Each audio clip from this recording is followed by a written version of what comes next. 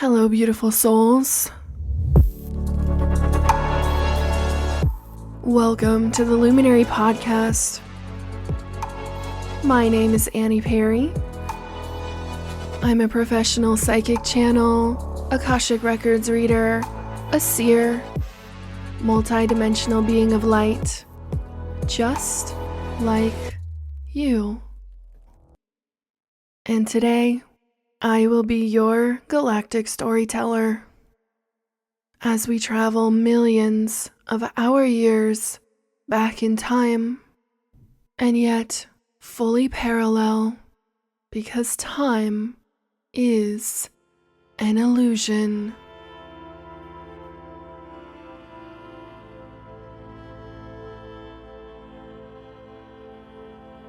It has taken me 16 months to be ready to tell you the next part of the story. How could I tell you this story when so much of it is the story of us? The real story of us. To tell you this story is to open my own Akashic records in a way that they have never been opened before. To tell you what happened to us. How can I tell you the stories where we met on Orion 3 and we were brothers and sons and fathers and lovers across multiple planets and thousands of lifetimes, 100 different species? How can I ever quantify what we've been through? All of the highs and the lows and the births and the deaths, the ceremonies and the declarations of war and the declarations of eternal love. Because I know that you feel it. The strange pull to certain people in your life, the strange feeling that we've met before. If I tell you this story, you might remember everything. You might remember being my brother, my mother, my friend, my mentor, my sons and daughters. You might remember that time that I was thirsty and dying. You gave me water. And when you were bleeding, I was the medic who patched you up. When you were battling in space, I was either your friend or foe. How can I look you in the eye if I was the one who was responsible for some of your deaths, your demise, or the love you lost and never found again? Because 100 times I was your brother who went to war and never came home. And even after all this time, still you sought me out and found me, and you wrote me a letter, so grateful to reconnect, unsure why the story of us makes you so emotional. That's the burden that I've carried all of this time. Because I remember everything. And when I read your letters, I see all of our lifetimes. From first eye contact, to screams of glory or fury, the way you patted me on the back when we were victorious, and the way the light left our eyes when we were defeated. How could I ever explain why I'm so far away? When back in that one lifetime we held hands and said until the very end. And now I'm over here and you're on the other side of this world, piecing us back together with every word on a random podcast that your higher self dropped in your lap. Because we are not done. Our story is not fully written. But how do I tell you about the last time that we stood side by side? When we were so certain that victory was ours, and we would sing the songs of glory and triumph as we celebrated. Victorious. How can I tell you how everyone died? We were so fully, completely, and absolutely outmatched by the Draconian forces. How can I tell you that I felt so much guilt and shame in that dimension? I couldn't live another day, and took my own life in that desert prison cell under the ground. Why was I the only survivor? I should have fought to the end. I never should have let them capture me. It was not the daily beatings or the spit in my face or the starvation that pushed me to the edge. It was the story of us, how you believed in me and trusted me, and everyone still perished. How do I get up every day and explain myself? That I left Orion before the end because I could not handle it. I waited in the etheric realm, and I'm so sorry that I left you. But I was not strong enough or wise enough or good enough, so I hid in the healing place for thousands of years. And when my guides offered me a new path to come to Earth and experience everything from the feminine perspective, how do I explain to you why I took it?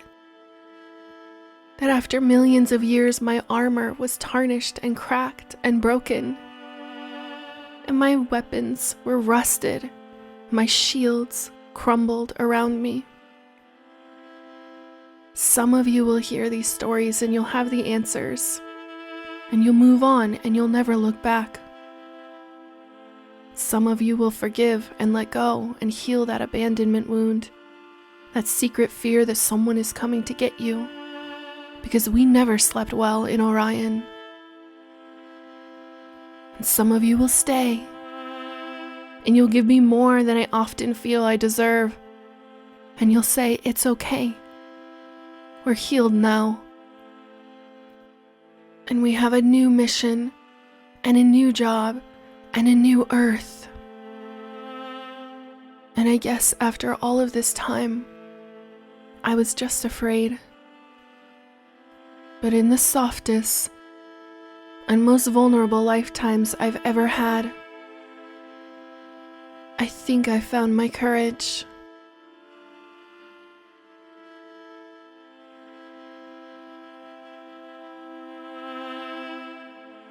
Welcome back to the Galactic Wars Series. Welcome to Orion 3, the place where you first met me.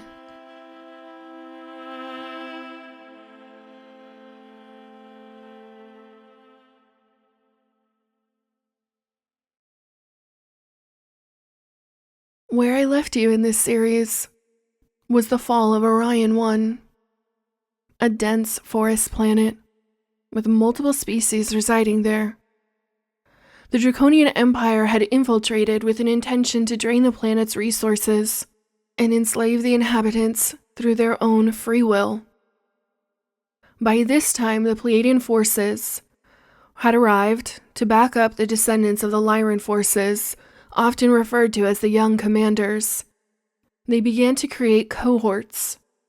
The cohorts were smaller groups where some would take turns incarnating and the others would remain on the ships as their guides. You know them as your spiritual or galactic guides. The story of Orion 1 was the study in primitive kings and queens and conquering. The story of Orion 2 is much more simple. It was the desolate ice and snow planet.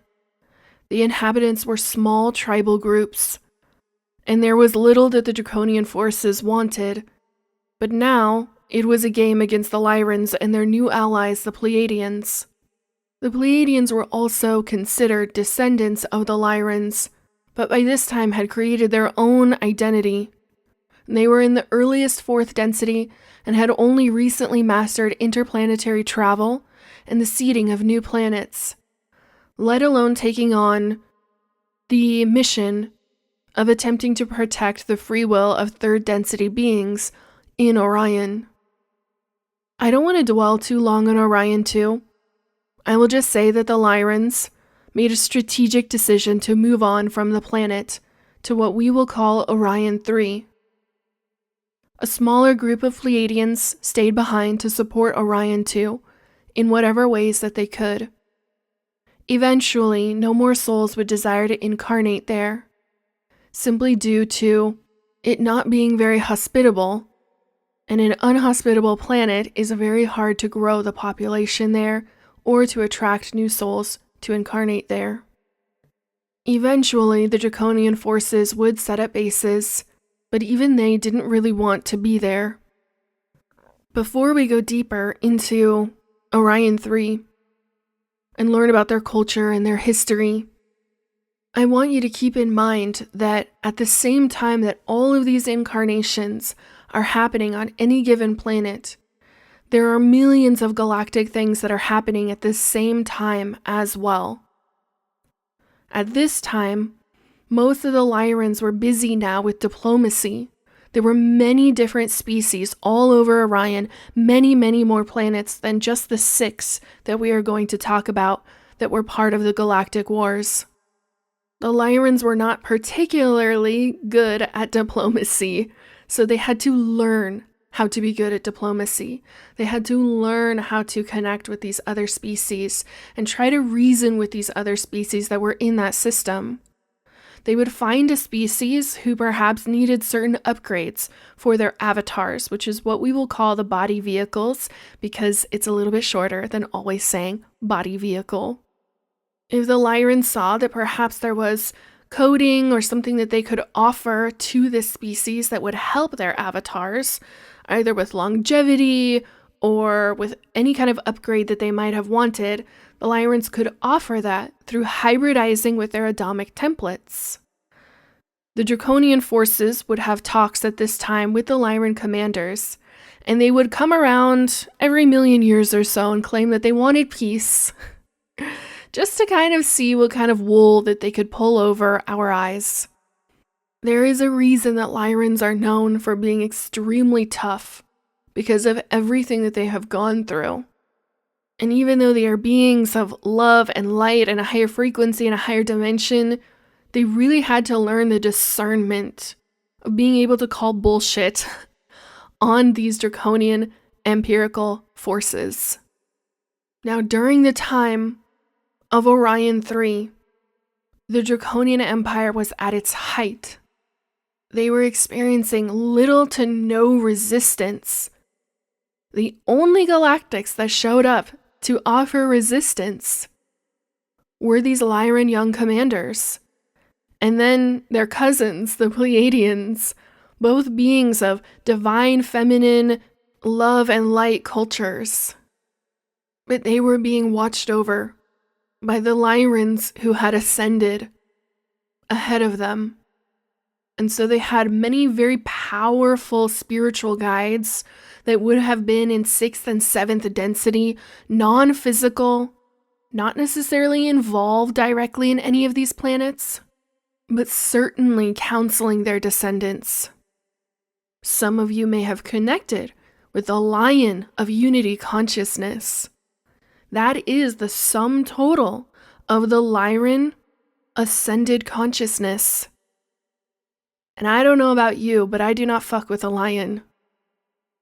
So they had to learn how to become fierce, powerful while still holding tremendous amounts of love frequency.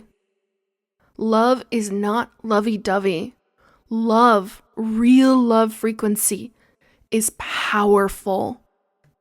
In fact, I would encourage all of you in your meditations to call forth the Lion of Unity consciousness. I have had some of my most profound and prophetic moments with the Lion of Unity consciousness. They have told me things about my mission, why I am here, and what I will do in the future, and given me certain blessings and energy upgrades. So I cannot recommend that enough to connect with them and to recognize their journey and the power of the Lyrans and the creators of the Adamic templates that you and I now reside inside of in a very, very advanced, hybridized, upgraded version compared to some of the older templates. Now, the Adamic templates would start to be used through this diplomacy that the Lyrans were doing. They would start to be used all over Orion. And so many times when you are connecting with your Orion lifetimes, you will notice that you are in what you would call a humanoid avatar.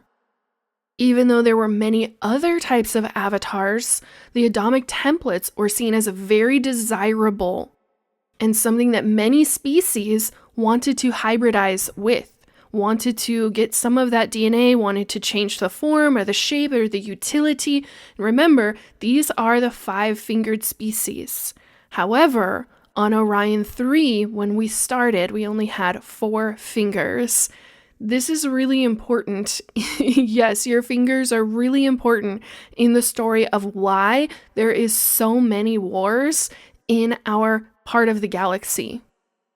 And to put it very simply, it's because the more fingers that you have, the more autonomous you are, and the less that you feel that you need help from others. The less likely you are to connect with others and create harmony with them. Which is why in many, not all, but many species that are 3-fingered, we see much more harmonious evolution of their species and process through their ascension. Whereas those of us who have experienced the 5-fingered avatars, it's been rough. It's been a little rough getting off the ground here in Ascension. And the last thing that I want to say about the bigger picture before we zoom in to life on Orion 3 is that the other planets 4, 5, and 6, where these future wars would follow before all of us collectively, in one way or another, left Orion, is that those planets were being seeded with species that would become self-aware and that would enter into 3rd density. And eventually, when we get into the very galactic aspect, interplanetary travel, space fights, that is really in a lot of the early 4th density of these planets. And so we see that mirroring here on our own planet. It's like, how can we have these talks about, World War III on Earth, on Gaia, and yet we are in 4th density consciousness?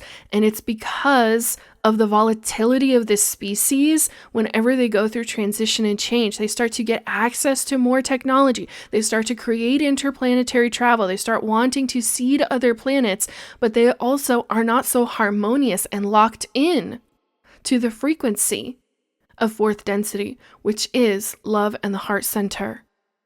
And the reason that I want you to keep that in mind is because telling these stories is not just for entertainment. It is not just so that you can remember some cool lifetimes where you were such and such. It really is so that you can take the time to reflect on who you are being in this lifetime and the energy that you are participating on this planet, how you can evolve and change the story of what is happening here on Earth. Because our souls in this community, we are at the age and the soul experience where we know better. Therefore, we can do better and we can be better and we can bring higher frequency energy to this planet. And so the stories of the Galactic Wars are cautionary tales for you to learn from so that you can change the story on Earth. Now let's venture down to Orion 3. I still remember so clearly standing on the ship. Having been invited out of the etheric realm, I was very new to this universe, my universe of origin. I was going to call it my home universe, but I think that I would actually refer to this one as my home universe. My universe of origin was coming to completion, and so the younger souls, the younger energy there, would be sent to an appropriate universe for their energy, for their tone and tenor, so that they can continue their evolution. So I was very new to this universe. I had not yet had what you would think of as a physical incarnation. I was still in the etheric realm, talking and getting to know the Galactics, especially the Pleiadians, who were assisting with many of the newly arrived souls. And I remember standing there on the ship that they had invited me to from the etheric realm to survey Orion 3, and telling me about it and offering me glimpses of what my life could be like if I chose to incarnate there. It's kind of funny because it reminds me a little bit of like being a real estate agent. You know, the Pleiadians were like trying to get more souls who were leaning towards the path of service to others and leaning more towards a light-based frequency. And they were trying to get more of them to incarnate there and seeing themselves as their future guides, which is true. The Pleiadians, I do eventually become a Pleiadian when I'm done here on Earth. And so there is a Pleiadian parallel version of me that has always been assisting me.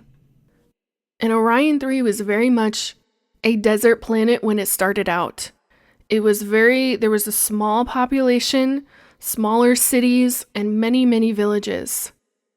Most of Orion 3 was not hospitable. The sun was too hot around the equator, so you could not live close to the equator. Everyone had to live closer to the poles. With the equator being this kind of endless desert around the middle of the planet. There were no ice caps and very little foliage, although that did change over time as they realized that more souls would be attracted to incarnating there if there was more foliage. And yes, this is something that souls think about. You'd be surprised. Souls don't want to go to ugly, barren planets because they don't really see that as a place to thrive and have a lot of experiences and longevity, right? Especially souls that were having their female incarnations. They were not very attracted to Orion 3. Everything on Orion 3 was made of stone. We were master stonemasons, and as the population of the planet over time began to increase into the millions, we built many cities, many forts, round structures, which was considered like our leading edge renaissance when we could build something round. Everything there was the color of sand. There was so little color and so little vegetation.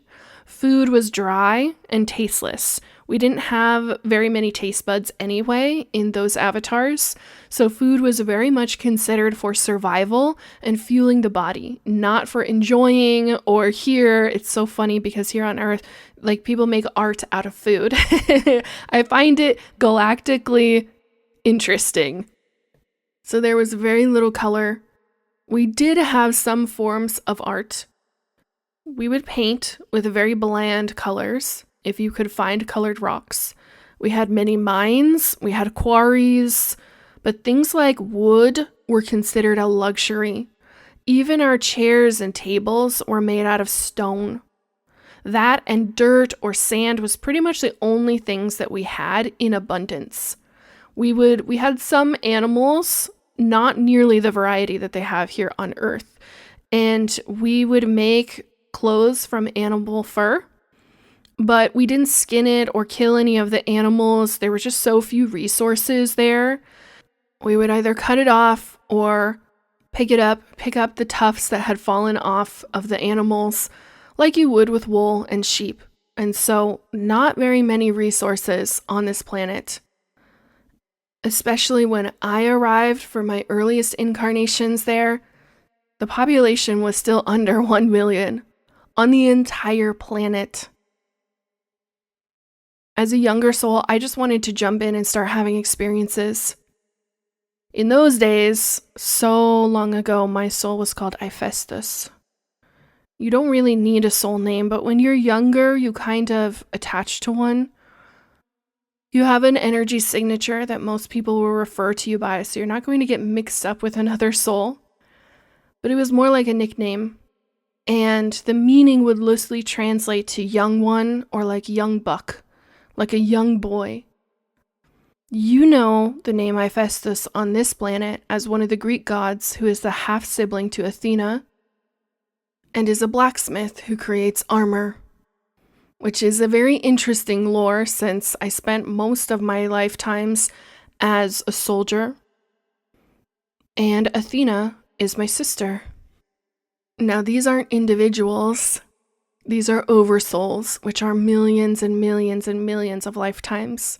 So when I say Athena is my sister, I'm referring to a giant wheel of millions of incarnations associated with an energy that we refer to as Athena, or more appropriately, Ateia. During my first incarnation on Orion 3, my spirit team felt that it would be better to start me off with more experienced souls who were older and wiser, and they would be my parents.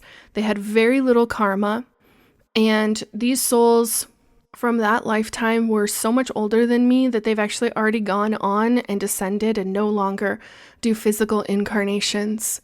So my time with them has completed, and you will find that occasionally in your Akashic records if you look at your journey long enough and deep enough, that some souls have gone on already, and you'll meet them again when you become source energy.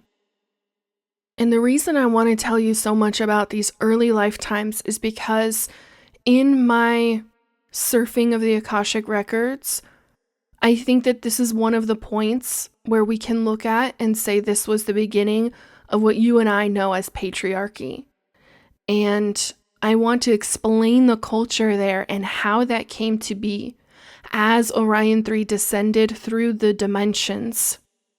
Due to the dynamics on Orion 3, it was seen as more appropriate for a younger soul to incarnate as a male. So we were in semi-humanoid bodies. I would say that the skin was much thicker because it was a hot desert-like planet with sand for miles. The skin was darkened but not black. To our eyes, it may have appeared to look very tan. The hair and eyes both would have been dark, and the species went through many evolutions where sometimes you had a lot of hair, sometimes you had very little. It's much more common when a species is at the very bottom of the dimensions and the fallen dimensions for them to have more hair, because they're kind of like they're so lost inside of the matrix that they've created. It's almost like they've gone back to their animalistic nature.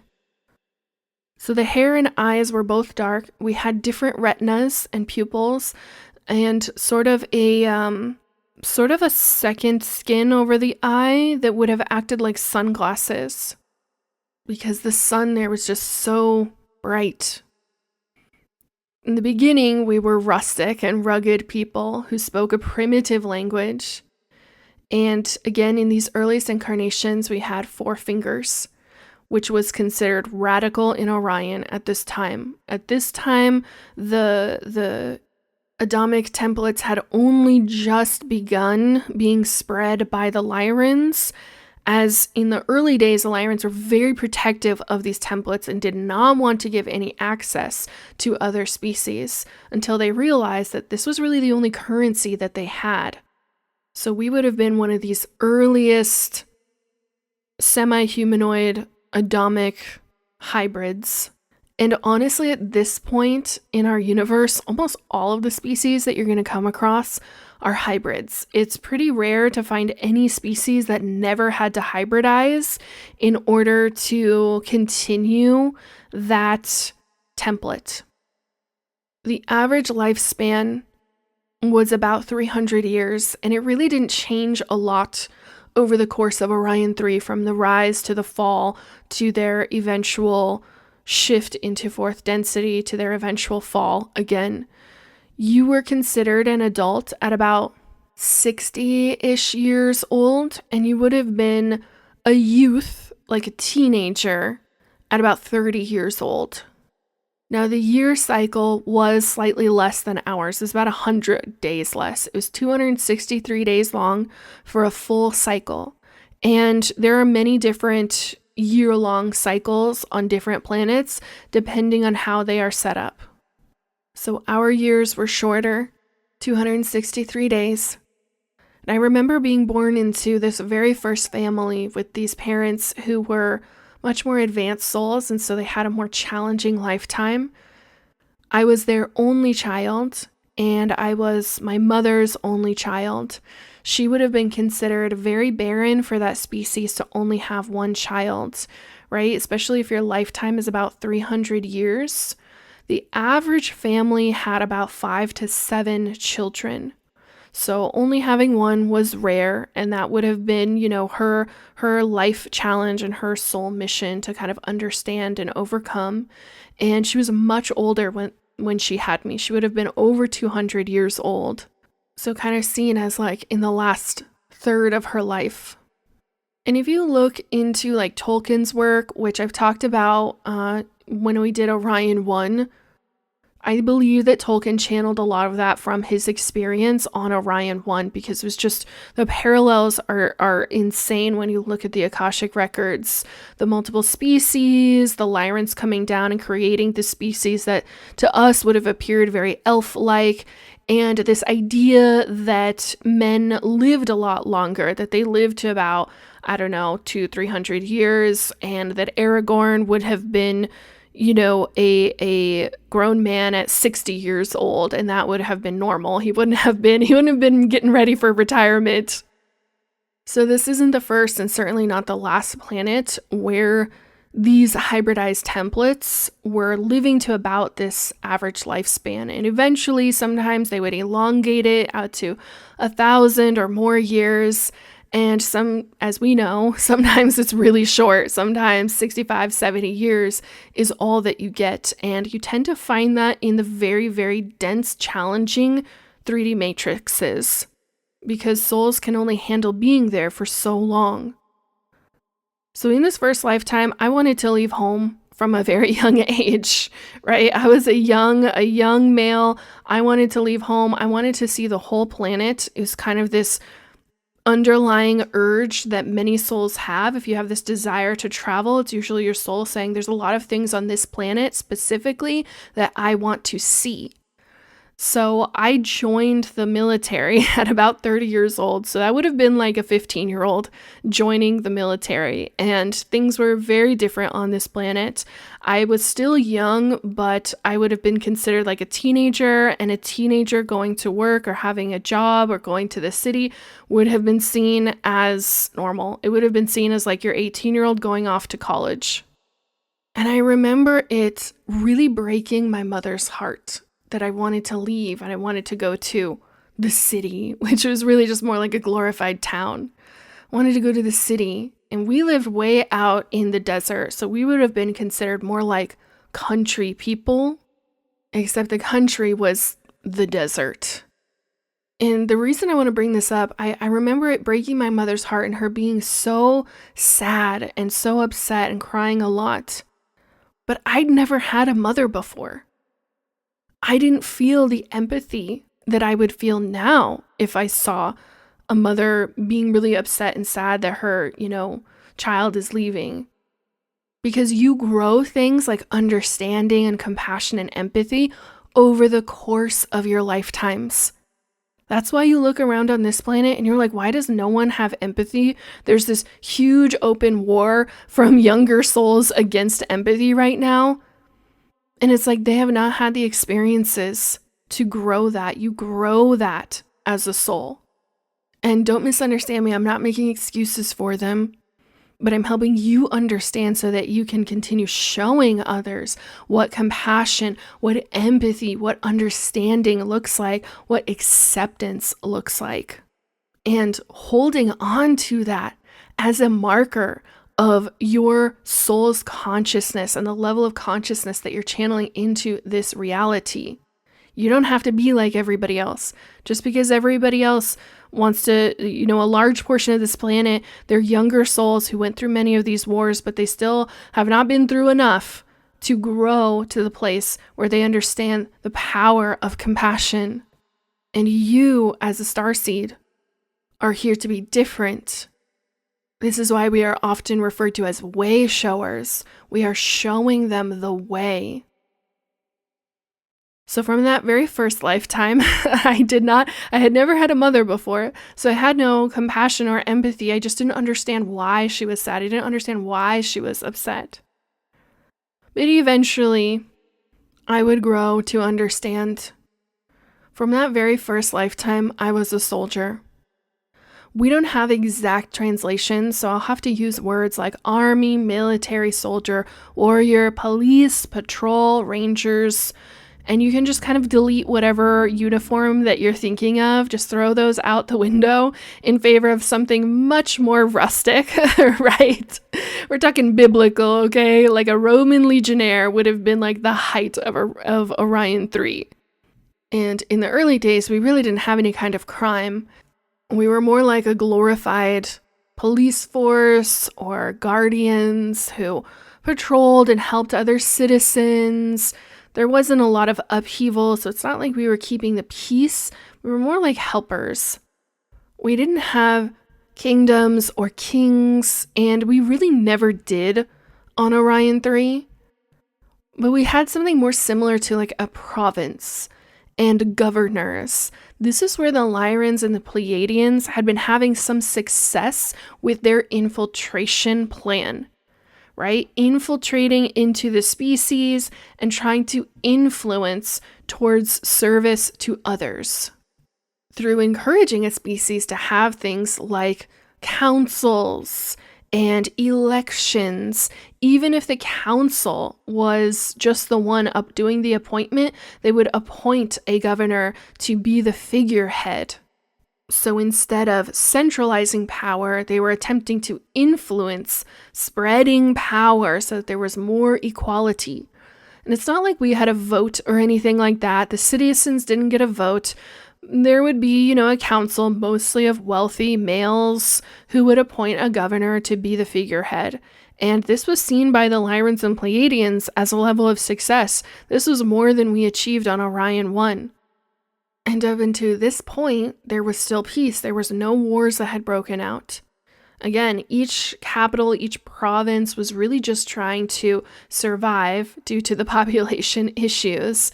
And what's interesting is that when I was a part of this early idea of like a police force or patrol, mostly what we would come across was people who had gone insane. Mental illness is a common occurrence across all species in our local universe. And some of it has to do with the soul not assimilating into the avatar correctly. Some of it are illnesses that an advanced soul would set up for themselves in order to have a challenge. But I remember very clearly that that was really the only thing that we ever had to deal with, right? Because these bodies were so much more powerful and durable than, for example, a Gaian body. It would take 3 to 4 males to subdue one male who had gone insane. So you're probably noticing that I've really only talked about males. And the reason for that is because of the population problem on Orion 3. With it being under 1 million when I arrived, females were very hard to come by. Souls who were ready for female incarnations were not really interested in our ugly, boring rock world. It's true, when you're having female incarnations, like you have some taste, you have some standards, because it is in our local universe considered more advanced to go into female bodies due to all of the wars and the excess masculine energy here. And so they face more challenges. And this has been true from Orion 1 through Maldek, through Mars, which also had a huge female population issue. Female souls who were ready for female incarnations were not willing to incarnate on Mars. And we'll eventually get to talking about Mars in future episodes, but I want you to know this because I want you to be thinking about how we treat females here, how vastly, vastly different, but where this started from and what kind of scarcity can cause other souls to begin treating inhabitants of a planet like they are less than or like they are property. So souls who were ready for female incarnations, they were not very drawn to this rock world planet. They were like, actually, we'll go somewhere with forests or jungles or art or colors, not a colorless rock world. So on Orion 3, the males outnumbered the females, sometimes 5-1. But in the cities, it was more like 3-1. When it comes to interpersonal relationships, we did not have girlfriends. We would not have seen women at all. Women were not out in public. They were hidden away in their homes and would have been carefully transported from one place to another if they wanted to travel. Just going across the city to see one of their friends who were a female, because they would never have gone to see a male that wasn't their owner. I won't use the term husband. I won't use the term partner. We'll get to that in a moment. Unfortunately, the only word that I have is owner.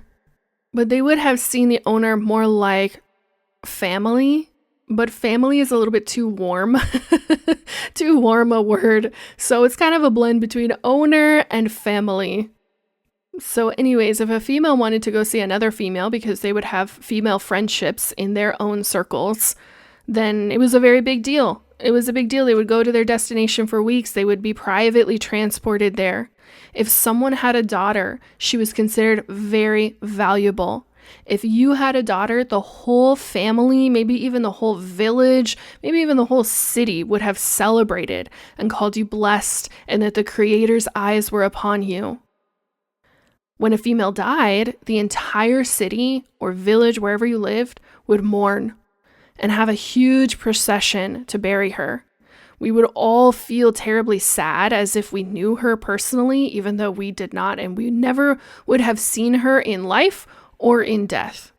You only saw a female if she was your mother or if you were an owner of a female, or if you were a female, and I never was on Orion. So even though there was this reverence for female births and that they were considered very valuable, this was not a matriarchal society. We had male leaders only. Women were not in positions of power. We had this belief probably from seeing females die in childbirth, which happens across all species. Probably stemming from seeing a female die in childbirth, we believed that females were very, very delicate and that any kind of commotion, any kind of distress, and they might spontaneously die. You guys, I'm not kidding you. We actually genuinely believe this. That's why men didn't go looking for females. Wherever they were, we just let them be. You weren't going to go stalk a female. You weren't going to go try to get your own. We believed that they were so delicate that any kind of jostling and they might spontaneously die. And that was considered a huge threat to the species, to the population. Like, how would we survive if these females that are the only ones that can give birth to more of our species, if they all die? And so we never bothered them. And I always find that funny, because you hear stories about the Romans, how when they didn't have females, they went and raided a village and took a bunch of women.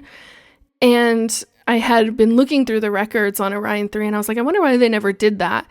And then I looked further into, how they believed that, that females would just spontaneously die, and they would just, give up the ghost and leave.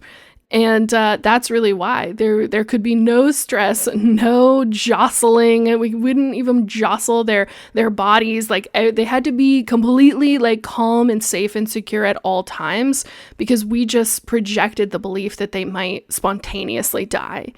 And I think that's very funny, because here on Earth, as recently as the 60s, male doctors were spreading the word that females could not run, that women here on Earth could not run marathons because our uterus might fall out.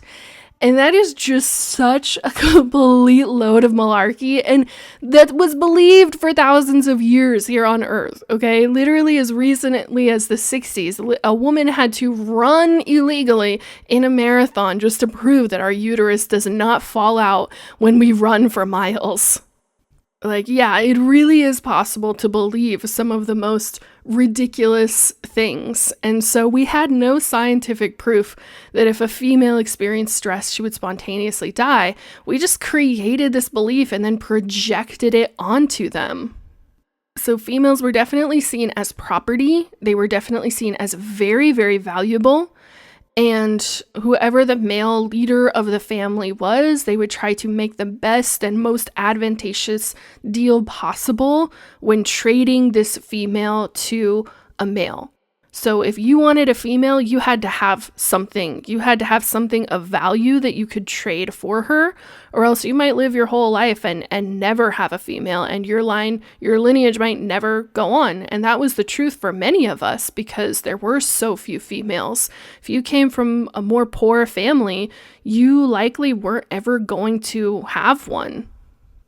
Some other interesting things about the way we treated females: if you hurt a female, that was unthinkable. There was no abusing, right? Because again, we believed that they were very fragile, very delicate. If you abused a female, it was unthinkable. It was the lowest of the low, absolutely despicable, disgusting. There would be like a public execution if a male was caught hurting a female. And that would be incredibly rare. It would happen in a 300-year lifetime. I would come across that maybe twice, and we would spit on that person's grave, and we just saw them as the lowest that you could be because they were so valuable. Hurting them was seen as a threat to the entire species. It was unthinkable. Females had to consent to having sex with the male who owned her. And it was not necessarily for pleasure, mostly for procreation. We believed that the females knew when they were fertile and knew when they weren't. So the males were really trusting that she was going to call you when she was ready and that she would be fertile during that time. And so the point of it was to have children, not necessarily for pleasure. And pleasure works differently across all different species. Some species, there's really no physical pleasure. And in a lot of these early Orion bodies, they just were not as soft and sensitive as the human body that we're now inhabiting. So we actually did not experience the feeling of physical lust. There wasn't this like, oh, I'm hot to go. It was not like that at all. We did not experience lust, and you certainly didn't have any lust for your female. You were just hoping that she would call you and let you know that she was fertile, and then you would be able to have a child with her. That was really your hope in purchasing this female. And if you were able to purchase one, this made you wealthy. It raised your social status. The reason I won't call them a wife or a husband is because in the early years of Orion 3, we had no concept of religion. There was no religion. There was no such thing as God. There was very little ceremony. And ironically, it all revolved around whether a female was born or whether a female died. That was really the only kind of ceremony that we knew, even though this was not a matriarchal society. We had no such thing as marriage. We had no such thing as vowing anything in front of any kind of deity. We didn't even really have paper. We had stone and things written in stone, and we had spoken language and a written language, but very little was written. Males and females did not consider themselves in some sort of union or partners or in love with each other. Females mostly saw males as a means to procreate when they were ready for them to have children, and the females would raise the children to a certain age. And the females were very, very involved in raising them, and they were very involved with other females. The relationship between male and female was not considered romantic. But relationships female to female were often romantic because her friends were the people who saw her in the privacy of her home, wherever she would be located. Other females were the only ones who would see her. So they would create their own relationships and have a closeness and a depth in their bond with other females that likely would be seen from our perspective as a romantic relationship.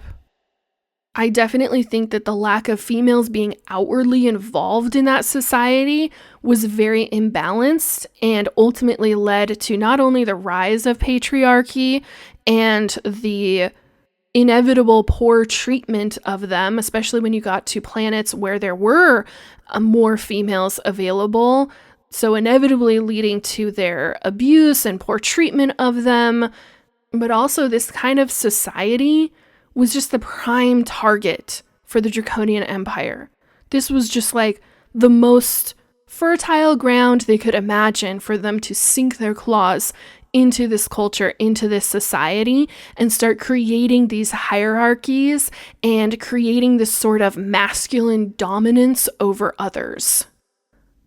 And personally, I feel like having spent so many of my earliest lifetimes in a society where abusing women was just seen as the lowest of the low, this is why even in this lifetime, millions of years later, I just feel outraged when I see when I see men hurting women on our planet. It's just so incomprehensible to me that they would abuse each other, but more often than not, statistically, males abusing females on this planet. To me, I feel like this blind rage just come over me. And it's really that part of my soul that was raised in societies like this, where it was like, you did not, like, hurting them was just unthinkable. And it's not because I believe, especially as a female on this planet, that we're so delicate, but it's just wrong. It's wrong. It's wrong to abuse others. It is wrong to hurt them. It is wrong to physically, mentally, and emotionally abuse any other being at all. So by us on Orion 3 having this society that was okay with hiding women away and not allowing there to be a rise in the female aspect of society, and us really operating off of the scarcity of the female, that's the hotbed that patriarchy is born from. Scarcity, fear, lack, which ultimately leads to an attempt to control. And control is the lowest form of power. So we've talked about females. Females on Orion 3 were rare. So we did not have girlfriends. We had boyfriends.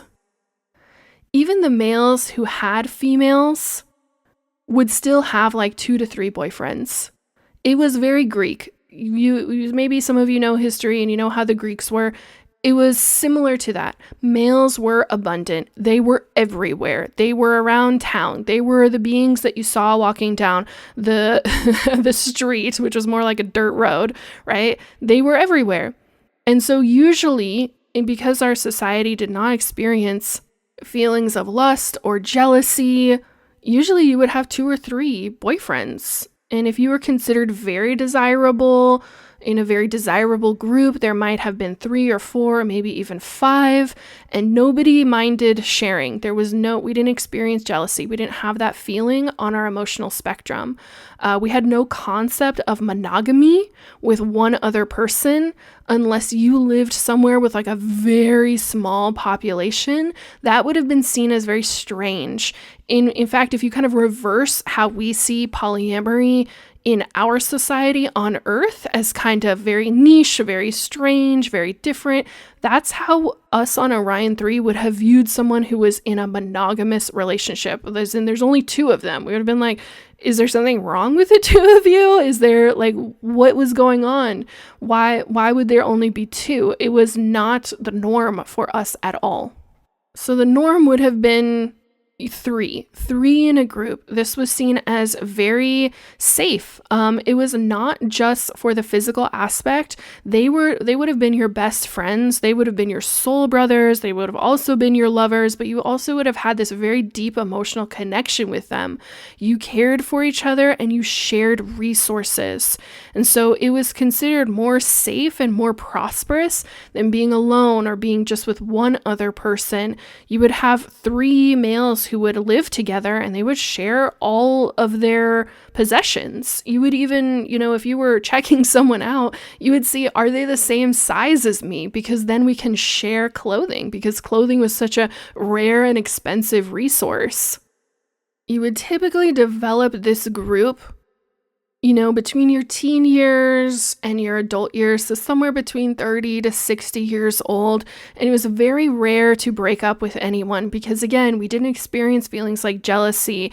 We didn't experience lust. We didn't have monogamy. So there was very little reason to break up with someone. It usually only happened if the other person died, or if they traveled to a really far place, or if for some reason, if you were all in the military, if maybe one of you got relocated. But for the most part in society, they would honor that you came as a group, that these were your people. It's the same way we think of spouses in our society on Earth.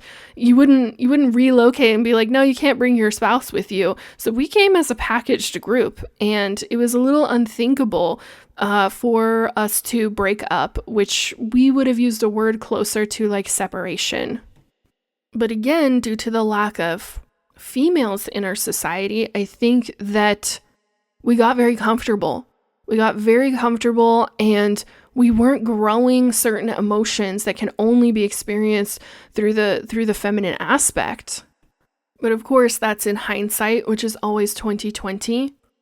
When I was inside of those lifetimes, I liked how low stakes the relationships were.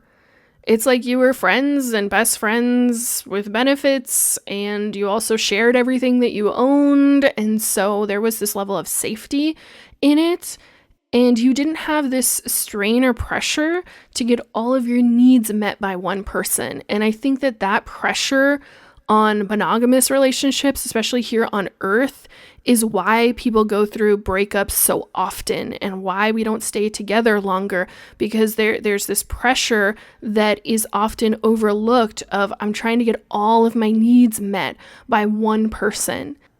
So I think that's some really important food for thought on relationships and some of the major differences between our society and this society on Orion 3 that I see has had a direct impact on so many of the souls that have chosen to incarnate here on Earth. And we can see the evolution. We can see the evolution of how one distortion in energy leads to another. And absolutely, this separation of the females in our society led to so many of the distortions that we see on our own planet, with many religions calling for women to be veiled or covered or hidden away in their homes, and no one should ever see them. And the truth is, we do not have a scarcity of females on this planet. We do not have a population problem on Earth at all. We do not have a depopulation problem on Earth at all. We are at very healthy population levels. We're actually at a surprisingly healthy level of balance between males and females on the planet in regards to just procreation. Honestly, you can become and be whoever you authentically are. I truly 100% believe that. But so many of these social issues, I say that with quotation marks, social issues are really puritanically driven, and they're driven by a lot of people who have past life trauma from these other kinds of lifetimes. Like when someone tells me, oh, the birth rate is plummeting, I'm like, actually, when I check the levels on this planet, the energy is perfectly healthy. Oh, we're overpopulated and like there's not going to be enough resources on this planet. Actually, when I check the levels, we are completely and overly abundant in resources on this planet. That is not an excuse to abuse this planet, because you will have to face that karma in a future lifetime. But there are so many differences between Earth and many of the other planets that were drained for resources. Earth is not allowing that. The galactics are not allowing that because of the codes that are kept here. Because of this being a living library planet, it is different, and there's many exceptions made for this planet. But you do not want to deal with the karma of you being a part of, let's drain the resources on this planet. And I don't even have to mention drill.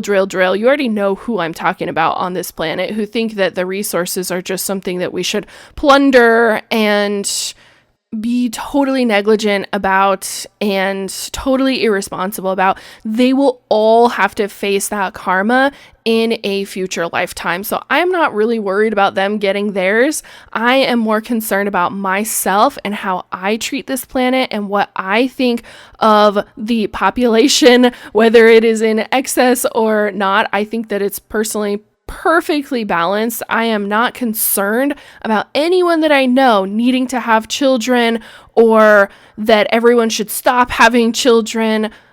Absolutely not. You need to be your most complete, authentic self. And whenever I look at other planets' histories, I can see how much more imbalanced they were compared to Earth. And I'm like, oh, now I am actually getting the perspective that many of the galactics have of like, you guys are doing great, because they have the perspective of so many other planets where it was like, this species is down to their last resource. This species hasn't had a child born in the last hundreds of years. They are, down to, less than 10,000 on the entire planet. Those are actual species crisis where something like the GFL or the Council of Saturn would actually step in and start to become of service in that regard. We are not there in any way, shape, or form. And I also think that, sometimes we catastrophize because we see some of these social issues through the lens of our own past lives. And we start to wish that the galactics would do more, because from our perspective, it's looking worse than what it actually is. So that's why I wanted to really paint this picture for you, really give you some perspective, something for you to compare and contrast our own experience here on Earth, and also just to show you why we don't need to have these social fears. You need to be your most complete, full, authentic self. It would not matter on this planet if half the population was like, I'm not going to procreate, and we're all gay and we're all in thruples. That would not catastrophize this planet in any way. It would have to be so much more extreme. So when people tell you that certain agendas are ruining our society or whatever, no, the only agenda that has the ability to have a negative effect on our society and the health of the individuals, and I'm talking about the energetic, mental, spiritual, and emotional health of the individuals on this planet, is the agenda for you to conform and to not be your most full, authentic self. This planet is abundant. We are abundant. There is so much space for you to be your most full, complete, absolute, authentic self. You do not need to conform. We are not in any kind of crisis. Things are actually going so well. And the medicine for what you see in the collapsing 3D realities, all of those puritanical agendas of conform and be like this, and there's going to be a crisis if you do not conform, all of those are coming from their own past life traumas on other planets. And I just want to be that voice of, which is crazy. I just want to be that voice of reason that's like, we're not in a crisis. There is space and time and this lifetime for you to be your most completely authentic self, to be who you really are. You do not need to conform or change any part of you to please or fit in to this society. And if you were going to change anything, I would ask you to bring more consciousness to who you are being as far as energetically, the way that you treat the land, the way that you treat the animals, the first and second density that we are the stewards of, and that we eventually grow and evolve into what are called the galactic gardeners, the ones who are the caretakers of this planet from a very high point in consciousness. So if you were going to make any adjustments to who you are, that is the only one that I would recommend to you, being more aware aware of the land, more aware of the animals, more aware of what we are called to be stewards of. And if that does not resonate with you authentically, then that just means that your destiny is different and you are destined for a different planet and destined for a different responsibility. It's not my place or anyone's place to project our convictions onto you. So just keep that in mind. So we talked a lot about Orion 3, the society, how the individuals there, and I say we because I was there, how we, would project certain beliefs, and that we started out with no religion, really very, very little ceremony, and we did not experience some of the darker emotions that would later come down our emotional spectrum. So this is where the change started to happen on Orion 3. Eventually, the populations would start to reach into the tens of millions. The Galactics worked very hard to introduce more foliage and lower temperatures to the planet, making it a more pleasing place, and that it would attract more souls who wanted to have female incarnations. We never really reached the point of it being like 50-50, where there were plenty for everyone, and there was still so much of the past that we were carrying with us as a society. And so females were never brought out in the open. And again, they were never outrightly physically, mentally, emotionally abused. I will actually make the caveat. I do think that being hidden away has its own kind of emotional weight to it. However, checking into the Akashic records, many of the females felt safe. And I think that is why I don't want to use the term abuse, even though they were hidden away.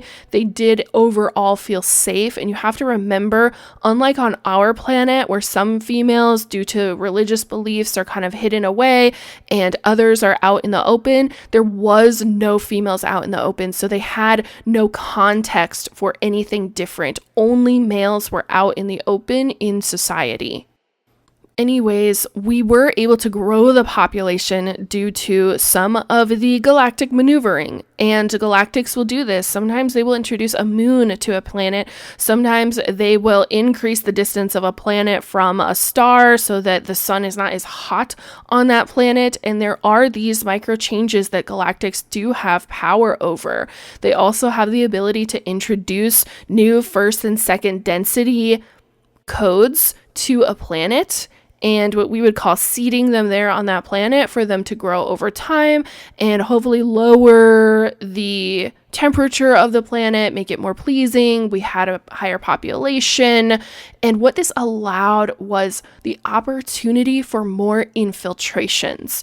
Now you have to understand, when there are more bodies that are going to be born on a planet, they need to have corresponding souls, right? And so you had Pleiadians and Lyran souls lining up, those who were already on the path of service to others. And then of course you had those from the Draconian forces who were also lining up and saying, we also want to infiltrate on that planet.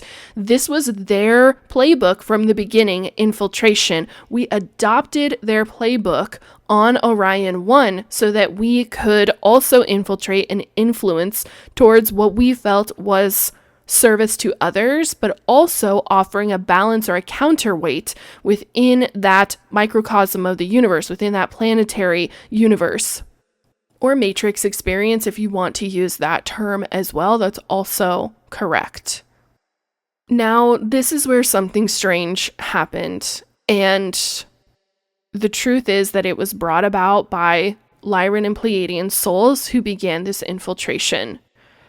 There were these advanced souls that started to incarnate on the planet, and they were also working with a species called Alpha Centaurian, who also had a group that wanted to incarnate on the planet. So the Alpha Centaurians would have ships outside the planet. They would have their cohorts of souls who were going to incarnate and those who were going to stay on the ships. And due to these older souls incarnating there, they started to create a connection to their spiritual guides, or what we might call spirit. They began to reach through their third eye out into the cosmos and have these connections, however clear or however murky that they were.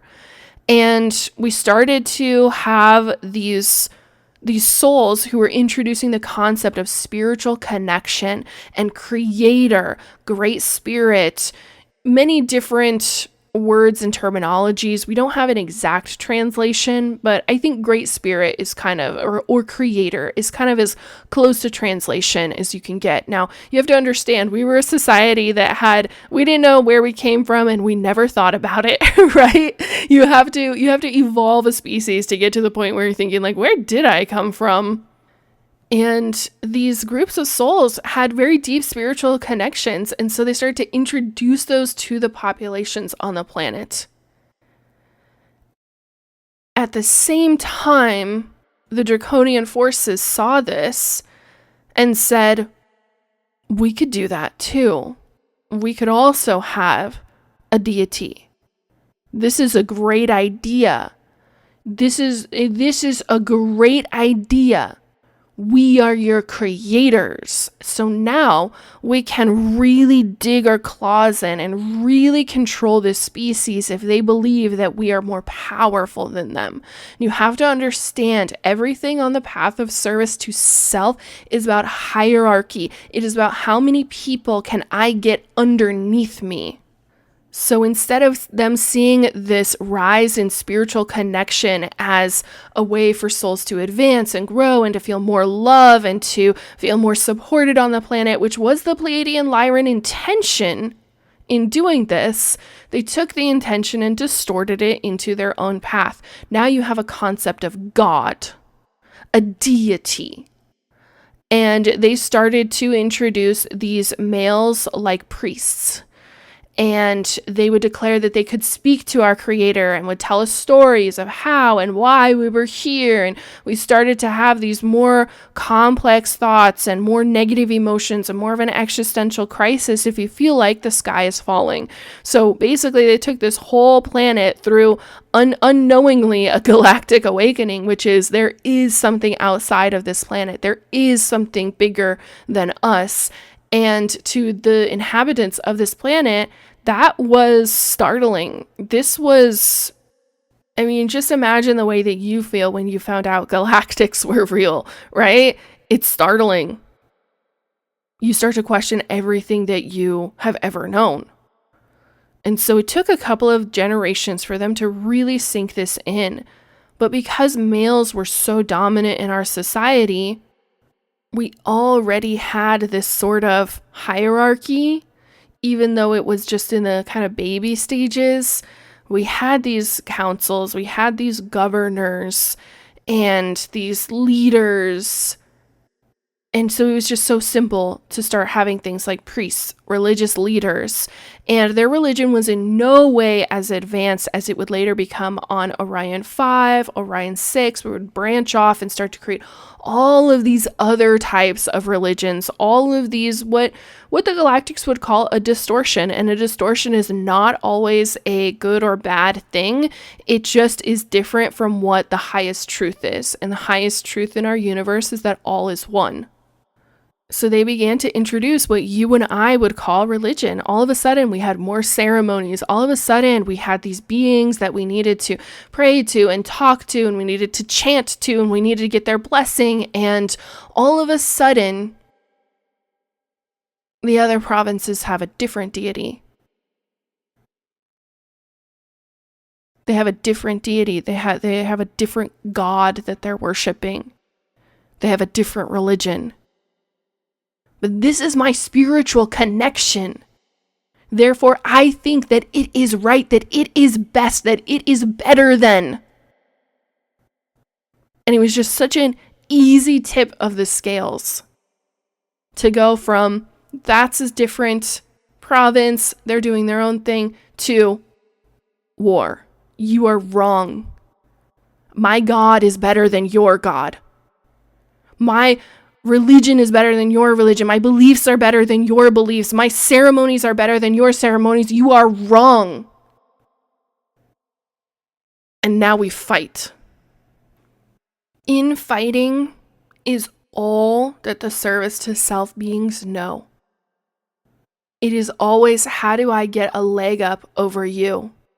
How do I gain power over you? How do I manipulate you? How do I fight you? How do I beat you down so that I am on top of you? It is a hierarchy. There is no belief that all is one. There is no belief in equality. There is only the lowest form of power, which is control. How do I control you so that I am above you and you are below me? We already had these smaller hierarchies on Orion 3, like lack and poverty versus wealth. You had the people who lived out in the country, which were considered more primitive than those who lived within a city. You already had these councils. You already had those males who would have a female who were considered more wealthy than those who did not. And when you've hidden away the feminine aspect, where's the compassion? Where is the unity? Where's the community? Right? In the feminine energy, community, the circle, all of us sitting in a circle. You often think of women sitting in a circle together, right? That's the feminine aspect. Come together, connection, create connection, create connection, create connection, create a network, work together. So many things that they had to learn how to do based on the history of where they are coming from.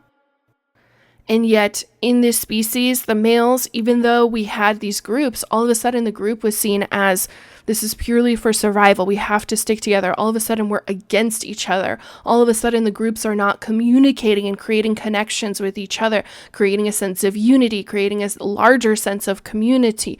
All of a sudden it's us versus them. Competition, which is also a form of scarcity. So in just a very big picture way, this is the hotbed that I was talking about that just made it prime. It just made it absolutely prime for the Draconian forces to infiltrate, to begin really playing on the hierarchies, to begin distorting spiritual connection into religion, into oppression, into us versus them, and now we fight. And now we fight because if you will not bend the knee to me, then I don't have the power over you that I desire, that propels me on the path of service to self. And so now we fight. Now I'm going to fight you until you bend the knee to me. Now a lot of you are putting together the pieces of where all of these fantasy stories start to come from. Yeah, most of them are off planet. Most of them happened in Orion. You have to remember that over thousands and millions of years, there are so many stories, so many groups of people, so many different microcosms that happened. Of course, those who were involved would channel that story into this reality and then write it down and say, this is a book, this is a fantasy story, this is what my imagination served up. And usually when you're looking in your imagination for something, usually you are unintentionally tapping into your own Akashic records. You're usually tapping into your own parallel lifetimes, which can be past or future. So we began to fight. And a lot of it was driven by the idea that if you believed something different than what another province believed, that you were a danger to the entire planet because that god, that deity, was going to bring down their wrath upon us. And you can see now how any entity in the astral realms could have just been like, I am God and you better do what I say. And if they believe something different than you, if anyone on your planet believes something different than what I'm telling you, you need to conquer them because otherwise they're going to bring about destruction on your planet. They're going to bring about the end of the world. This is such a common trick that is used all over our planet, all over many of these planets. It's how all of these religions started forming. And the Lyrans and Pleiadians were doing their own work, trying to introduce things like unity, oneness, spiritual connection, spiritual guides. You can imagine how they're doing everything that they feel is right, that they feel is going to help the species. And of course, it does help a species. You and I feel more whole and more connected to our truth by knowing that our spiritual guides are there. Many of you are able to channel your spiritual guides, but this exact distortion of entities starting to come in and tell you crazy shit is why I am such a pickaninny about how I teach channeling. Frequency first, frequency first, frequency first. You need to be in a high frequency. You need to be in the frequency of love. Otherwise, you get fucked up entities. This is going off the rails, okay? You get fucked up entities who are like, I am Robin Williams and you can only eat Lucky Charms twice a day and you only do what I tell you to do. And then you end up with major spiritual distortions and people doing things that are harmful to themselves and to others. There is no being of light, and when I say light, I mean service to others, that will ever tell you to take an action that actively harms another being, the planet, or an animal. Ever. They will never tell you to do that. But the truth is, spirituality is so nuanced. There's so many nuances. You have to practice discernment. You have to practice discernment. This young species on Orion 3 had no discernment. They had no context. They had never had any cautionary tales about religion. They had never had any cautionary. They didn't know what the hell a galactic was, right? It was just the beginning of what would become all of these religions and all of these beliefs that people fight for and fight over and oppress others in the name of. And on Orion 3, we fought like hell. It was like, the feeling I get when I go back to the first wars is like the whole place is on fire. First of all, no matter how much they reduced the temperature, it was still a hot as fuck planet. It was just hot everywhere. We fought each other. We made new weapons. Many of the Draconian forces are familiar with so many weapons. The Lyrans and Pleiadians tried to assist in the ways that they could, but they, inside of an incarnation, are not exempt. Many of them had to go into wars, had to fight in wars, had to take on that karma and then go through the preceding lifetimes to release the karmic debt. They tried so hard to teach us discernment and wisdom. I remember that we started to have these sort of like a spiritual chief who would be in a group of us in the military, and we would seek them out for counsel and guidance and blessings, and it's so different than the early days. But there would be many of them who were Lyran Pleiadian infiltrators, and they would try to teach us wisdom, try to teach us forgiveness, try to teach us hope, belief, the power of our belief. But it was so easy for the power of our belief to just become whatever the fuck our religion was. We believed in many different entities, and eventually we created an entity that was similar to what you and I know as like Mars, Ares, god of war, the one who will help us be victorious as we try to spread and push our beliefs and our society and our culture onto others, as we try to force it, as we try to project it, and as we try to justify our beliefs, justify our wars, justify the reason that we are fighting them. There was a point where the wars just never ended on Orion 3.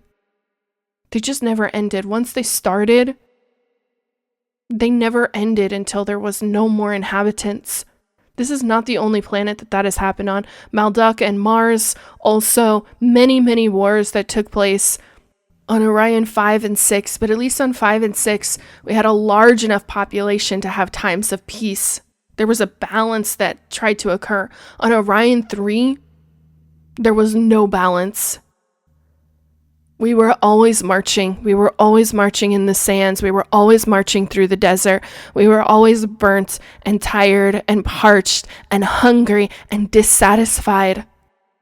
And we were driven by our beliefs. There were so many cities that we burned to the ground. There were so many towers that we tore down, walls. The earliest walls being built around any city was on Orion 3. We see the echo of it here sometimes in structures and cities. They tried to build walls around the cities to keep the others out. We would tear down the walls, we would tear down the towers. Some even tried to build pyramids for deeper spiritual connection to whatever entity they were talking to. Step pyramids mostly, large blocks. Not the smooth, beautiful pyramids that you're thinking of in Giza, not nearly as large, smaller, more primitive, blocky. An attempt. And as the population increased, the wars increased. I mean, thousands of years. Lifetime after lifetime after lifetime. I'm a soldier. I'm a soldier. I'm a soldier. I'd leave the lifetime and tell my guide, send me back. Send me back. Send me back. Send me back. I want to go back. I can fix it this time. I can correct it this time. I can be better this time. Send me back. Send me back. Send me back. Again, again, again, again. In every new lifetime, you bring a little bit of some of those most recent past lives. When you're traveling through linear time, there's that echo. So I learned strategy. I'm going to be better this time. That was my intention. I'm going to be better this time. I'm going to be more balanced this time. Strategy. I have a strategy. Suddenly that intention morphs itself. I'm going to be a better soldier this time. I'm going to win this time. I have a better strategy this time. Do you see how easy it is to go from your original pure intention? And then it distorts, and all of a sudden, you're leading an army to go destroy, to be part of destruction. Some of our earliest weapons were catapults. Because rock was everywhere. Rock was in abundance. Metals, weapons made from metals, very rare. The Draconian forces use certain minerals in a higher dimensional plane as fuel for their ships. And that was why they had an interest in so many of these planets, not only to conquer and to increase their own polarity, but also to drain anything that might have been useful, which is seen as just another form of conquering. It just gives them more and more polarity. They were not like beings like the Arcturians and the Pleiadians and Lyrans who could use liquid light as fuel for their ship because they didn't have access to liquid light. Liquid light is on the polarity of love. So you have to actually be in that polarity in order to use it. They didn't have access to it. They had to find a different way. So we were not abundant in metal weapons. In fact, metal weapons are very Gaian, very human, very earth human. But we would use catapults, we would use fire, we would use the sun itself.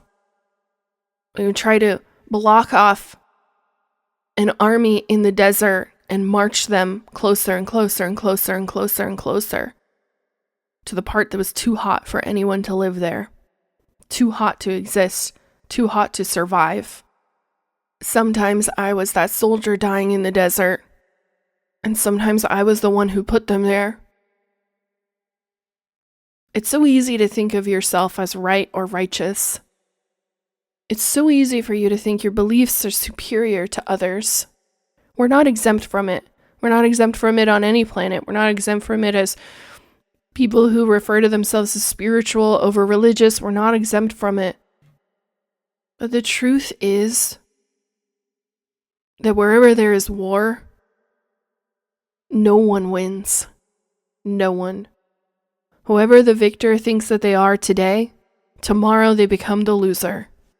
Because war is based in duality, and as long as the cell is split, there is no unity, and where there is no unity, there is no peace. So we started to have this concept that if we conquered another province, we were bringing glory to our own. We didn't have kings, but we had this type of leader that would translate to the supreme leader. Yeah, now you know where that saying comes from. It actually comes directly from the Draconian Empire. That's what they would call their leaders. And so they sent that phrasing into our reality on Orion 3, and we started to adopt that and believe in that. And that would come up again and again through Orion 5, through Orion 6, and I'm going to tell you what happened to Orion 4.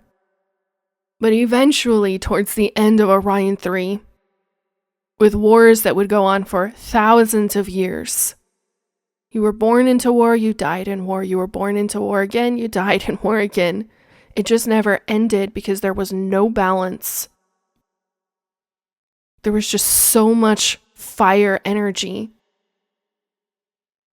Eventually, this supreme leader type figure was the head of our province, country, whatever lines had been drawn, whatever walls had been built. They were the leader now of not just the people and government, but also the religious beliefs.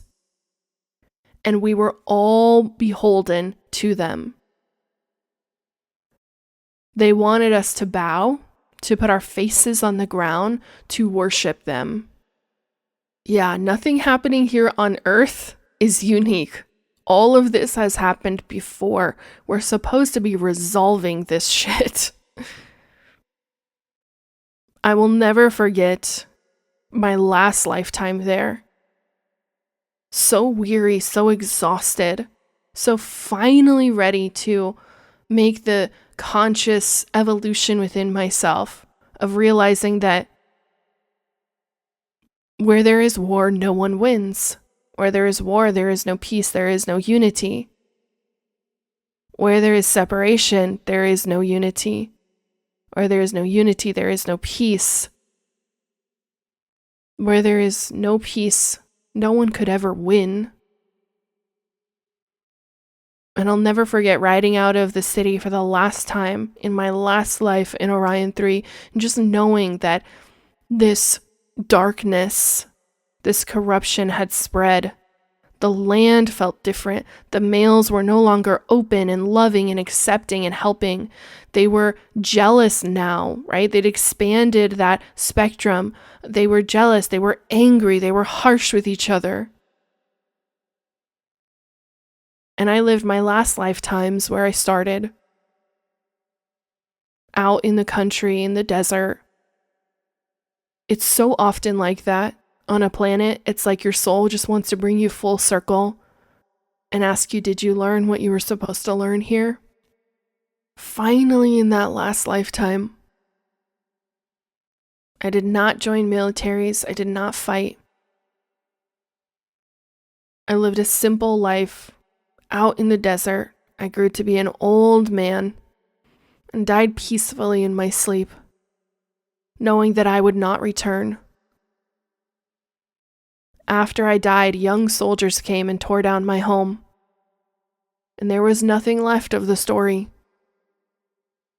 We don't keep anything from any of these lifetimes. Everything is stored in the records. But other than that, it just becomes a story. It's just ashes and dust. Stories, old things that you can tap into.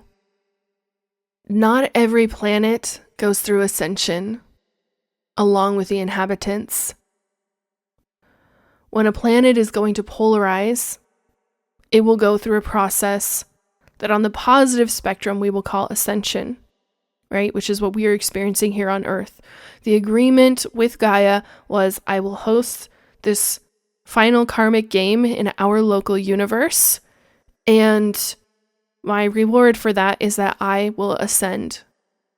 I will go through the positive spectrum. Those who desire ascension can ascend with me. Those who do not will eventually exit the planet and go to a new local universe. And they are already inhabiting these planets. There are 2 planets that are being populated right now. And those who desire that can continue there. outside of this local universe. So there is no rush for you and your soul to decide or to wrap up these games. For me personally, I feel complete, but also desiring to be of assistance to others. And sometimes that desire keeps you inside of the karmic game because you're trying to assist others. And that's what so many of these Lyrans and Pleiadians tried to do, but that meant that they had to go back in. Right? Many call them wanderers, going back in, but you can get lost in these lower dimensions because you get confused down here. Eventually, on Orion 3, it would reach fourth density. We had no protectors. It is not like Earth. Yes, we had Lyran and Pleiadian forces, but they were not energetically yet a match in regards to power and the amount of light that they could wield compared to the amount of negativity that the Draconian forces could unleash. And so when Orion 3 reached fourth density and the veil was lifted, the Draconian forces unleashed themselves, coming down from the sky.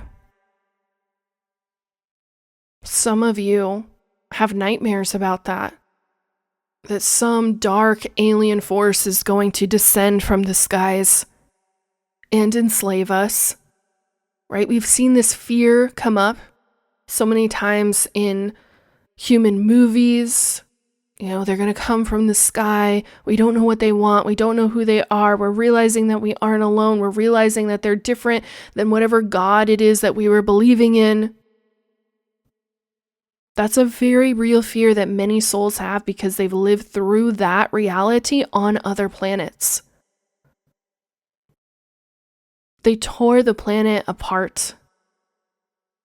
The souls eventually stopped wanting to incarnate there and began looking for other options.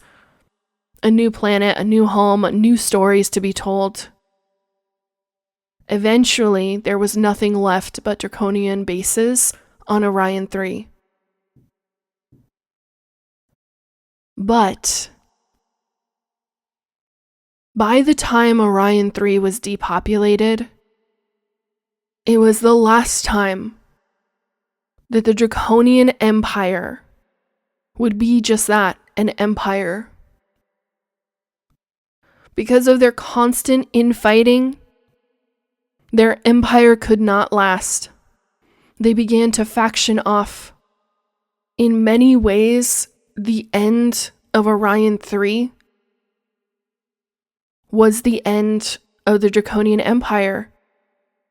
There was so much greed and so much desire for all of these different factions inside of their empire that they essentially tore themselves apart. Factioning off, separating. Trying to have their own skirmishes and build their own amounts of power. And very interestingly, during this time that their empire was starting to fall apart into these smaller factions, another contributing factor was that some of them had to ascend. Some of them had reached the end of fifth density, realizing that they could go no further and they had to make the quantum leap to the light. You and I know the higher selves of the Draconian Empire, the 6th and 7th density version of them that are actually of the light and of service to others, realizing that there is no other path back to the one infinite creator, back to source, and so they must make this quantum leap in consciousness. We know them as the great dragon mothers. There is a misconception that the Draconian forces are going to be, cosmically punished. Someone once told me, they're going to be fed to the sun, the great central sun. I was like, actually, we're all being absorbed by the great central sun, and that's a good thing. That's actually just the end of this universe, and then we'll all go on and create another one, and on and on and on we go. So we are all being absorbed by the great central sun. And that is just a way of thinking of yourself as heading home, back to source, back to the one infinite creator. There is no cosmic punishment for anyone who follows the path of service to self. There isn't. The punishment is the pain, the separation, the fear, the lack of love. That is punishment in and of itself. Someone has to be the shadow in the universe to provide catalysts for the other souls. If there is no catalyst, there is no growth. And if there is no growth, there is no journey back to the one infinite creator. And if there is no journey back to the one infinite creator, then the question being asked, who am I, is not answered. And the truth is, this is Source's universe. This is Source's play. This is Source's story. And so the question is being answered. It will always be answered. So we have to have catalyst. There has to be the shadow to propel you to understand the light. There has to be the lack of love for you to understand what love is. And so while I don't envy them, there is a part of me that holds nothing against them. I don't want their job. I don't want that job. I experienced enough pain and enough polarity and enough separation in Orion across multiple planets, across never-ending wars, across millions of years. I cannot imagine enduring that level of separation from Source for billions of years. There is a huge quantum difference between millions and billions. So while I wouldn't want their job, and at this point in time I don't hold anything against them, I understand their purpose in the greater story of our universe.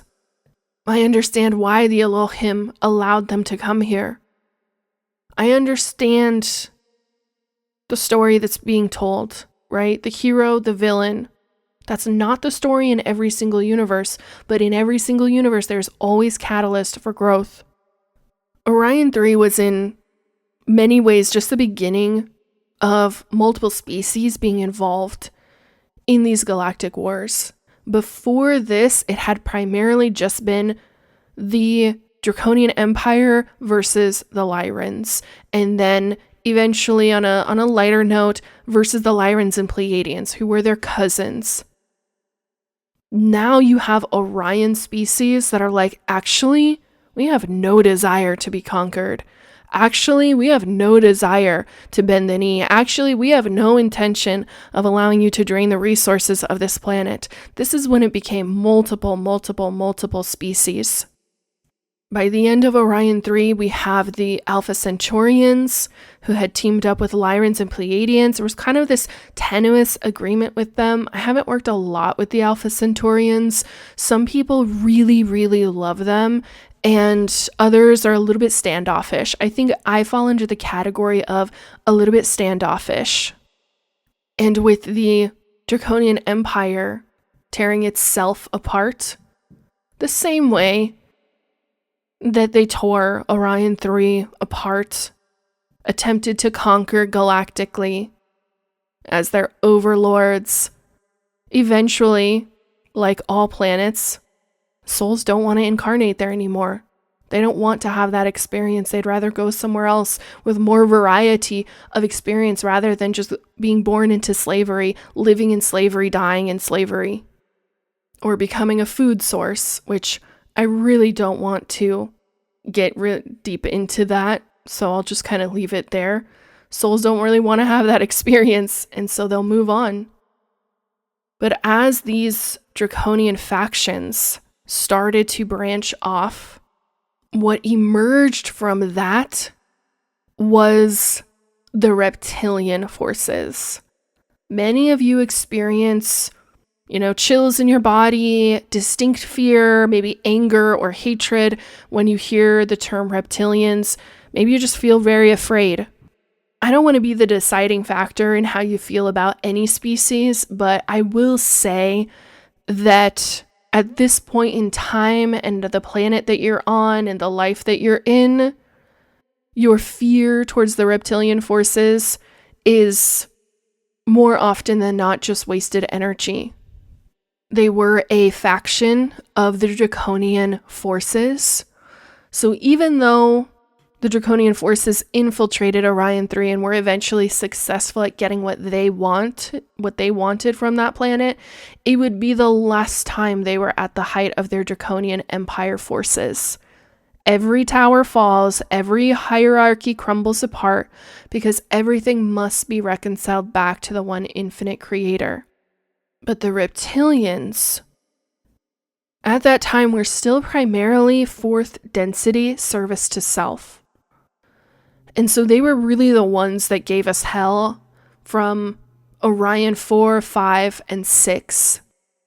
However, this group of the Draconian forces who had ended fifth density and made their quantum leap, now known as the Great Dragon Mothers, would begin to help the forces of light and want to assist their own children, their own past parallel selves who were lost in darkness and service to self.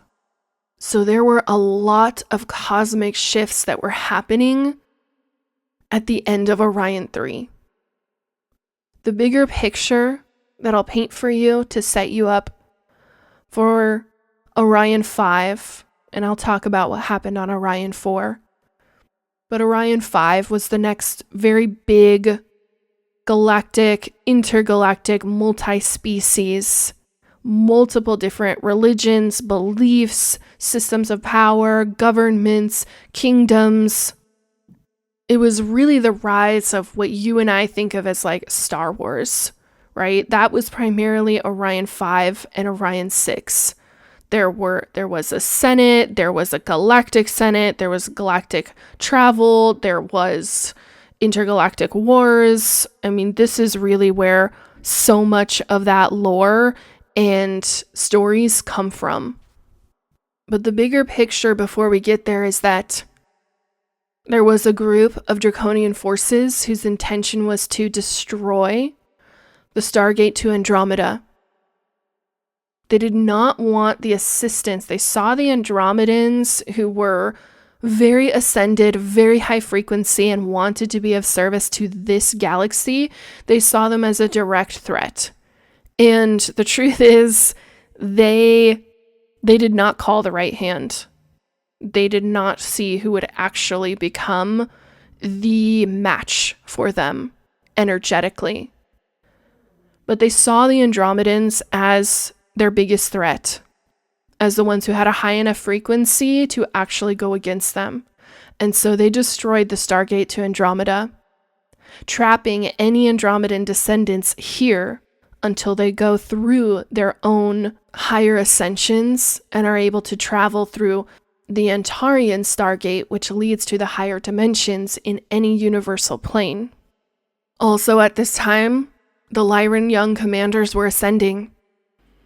They were never really young. They were just young compared to the other Lyrans who were so much older, who were so much deeper in their journey of consciousness. Eventually, they would no longer be on ships standing side by side with the Pleiadians. The Pleiadians were also evolving and expanding.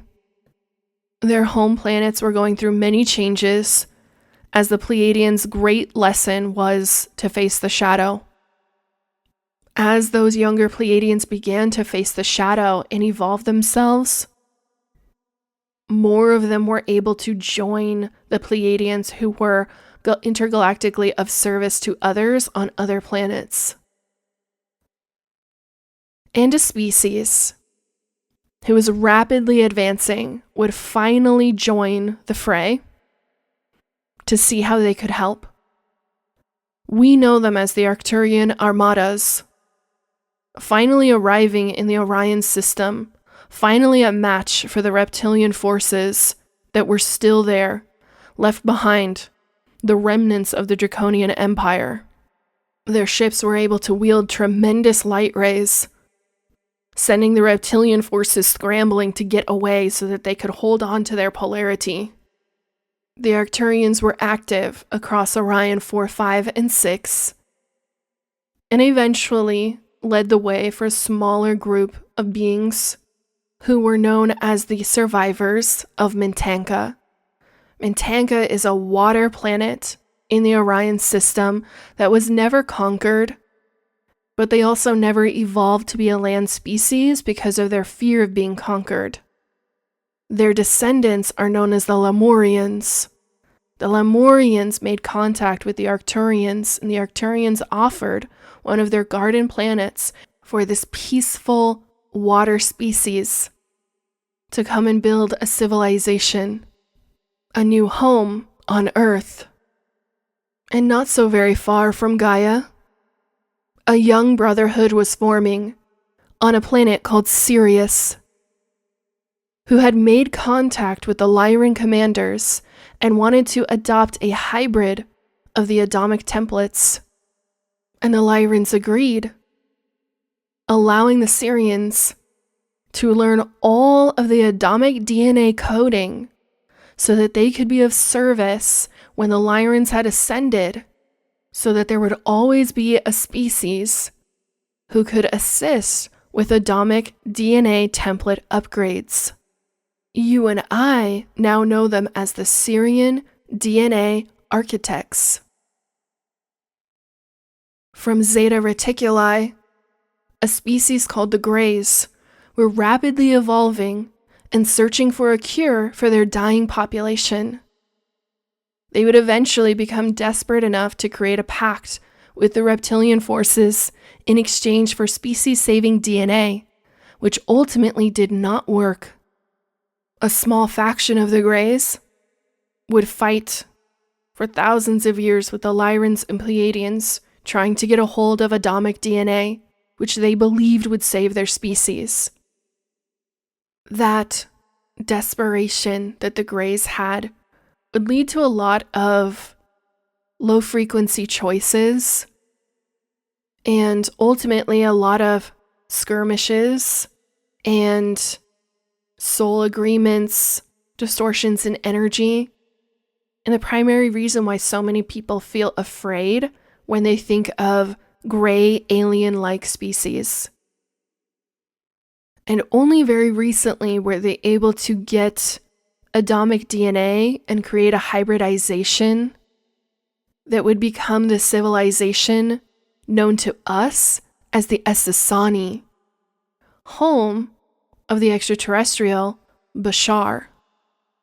As the Lyran and Pleiadian forces began to amass around Orion 5 and 6 simultaneously, the Alpha Centaurians were assisting, although at that time their end goals were not always clear. Many different species call Orion home. It's one of the most diverse places in all of our universe. A melting pot, and everyone had something at stake. Across Orion 5 and 6, interplanetary travel would become normal in their fourth density. And at the same time, galactic fights would break out, starships would be destroyed, species would be invented just to battle the reptilian forces, with souls asked to incarnate into these genetically modified avatars.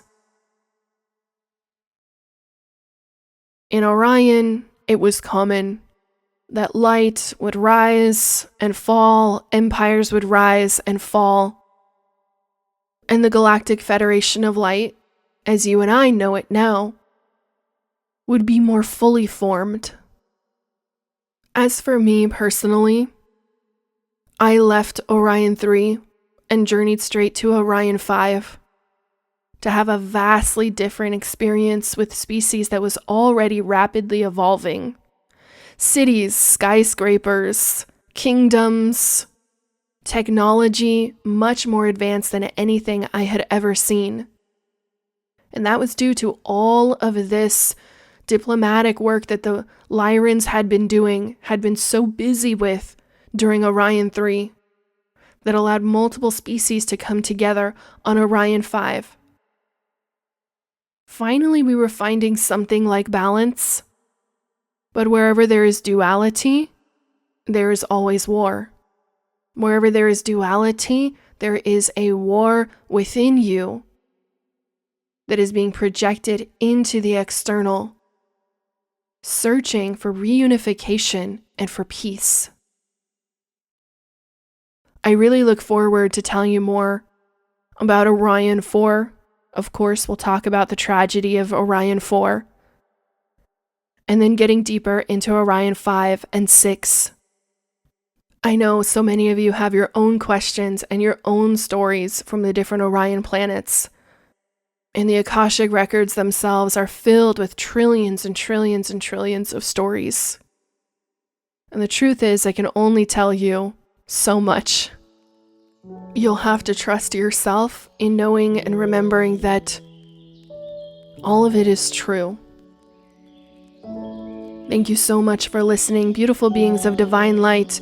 You already know that I will see you on the next one.